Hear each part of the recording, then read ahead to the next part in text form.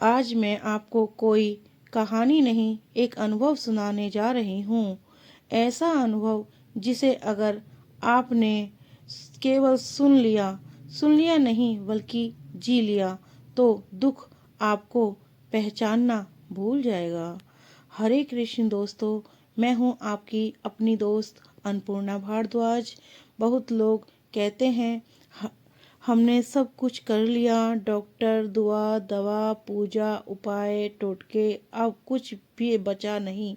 और यही से बात शुरू होती है।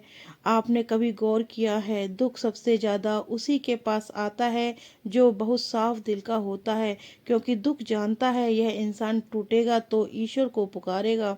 दुख बड़ा चालाक नहीं होता, वह सोचता है मैं आया हूँ, इसे तोड़ दूंगा, पर उसे यह नहीं पता होता कि जिसके दिल में ईश्वर बसते हैं वह टूटता नहीं, वह तो और भी निखर जाता है।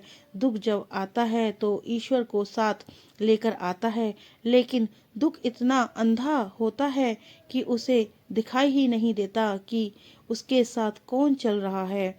और जिस दिन आपने दुख के सामने ईश्वर का हाथ थाम लिया, उसी दिन दुख की उम्र खत्म। अब ध्यान से सुनिएगा, क्योंकि जो मैं कहने जा रही हूँ वह उपाय नहीं, संपूर्ण है। सबसे पहले समझिए, ईश्वर को पाने के लिए आपको कुछ बनने की आवश्यकता नहीं है, बस थोड़ा झुकने की जरूरत है। अब जो मैं बता रही हूँ इसे करना हो तो पूरे विश्वास लेकर करना। एक दिन किसी भी समय जब मन बहुत भारी हो, जब लगे कि अब और सहा नहीं जा रहा, तब कहीं से एक साधारण बांस की बांसुरी लेना, महंगी हो या सस्ती, दोस्तों इससे कोई फर्क नहीं पड़ता। आपके दिल की आवाज से उस बांसुरी को न बजाना, न परखना, न किसी को दिखाना, सीधे लेकर जाइए भगवान श्री कृष्ण के मंदिर में। मूर्ति के सामने खड़े होकर कोई शब्द जरूरी नहीं, बस मन में कहिए, हे कान्हा, हे मेरे माधव, अब मैं थक गया हूँ या थक गई हूँ, अब लड़ नहीं सकता या सकती, अब जो है तेरे हवाले है। और वह बांसुरी उनके चरणों में रख दीजिए, फिर बिना पीछे देखे वहां से चले आइए। अब सवाल आता है, इससे होगा क्या? दोस्तों, बांसुरी खाली होती है, उसमें अपना कुछ भी नहीं होता, ना स्वर अपने, ना आवाज अपनी, ना पहचान अपनी। बस वो सिंपल एक बांस की बांसुरी होती है। जब तक कृष्ण उसे अपने होठों से नहीं लगाते, वह सिर्फ बांस है। और यही बात हम पर भी लागू होती है।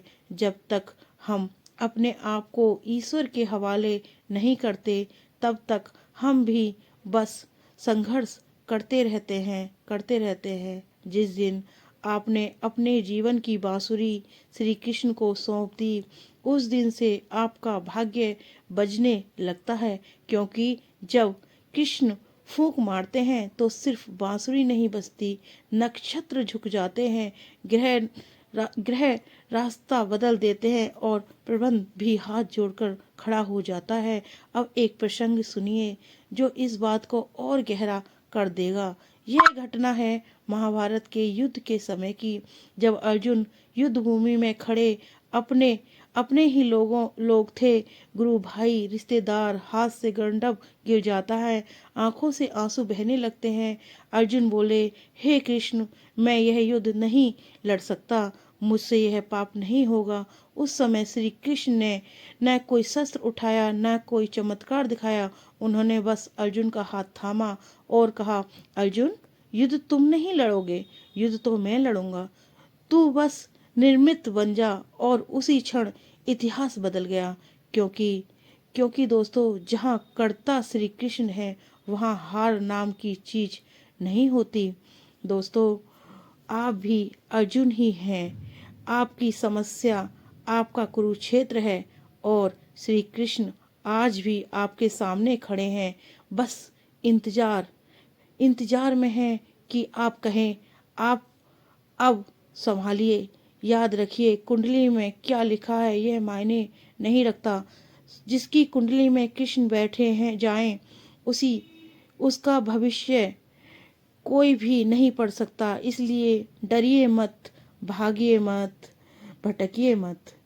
बस एक काम कीजिए, विश्वास रखिए, क्योंकि जब आपके सारथी कृष्ण, तो रास्ता चाहे कितना भी कठिन हो, मंजिल निश्चित ही है।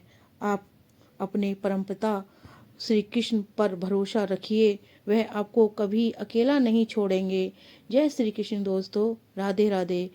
अगर आपको ये स्टोरी अच्छी लगे तो लाइक शेयर सब्सक्राइब जरूर करें। बोलो वृंदावन बिहारी लाल की जय, बोलो राधा रानी की जय।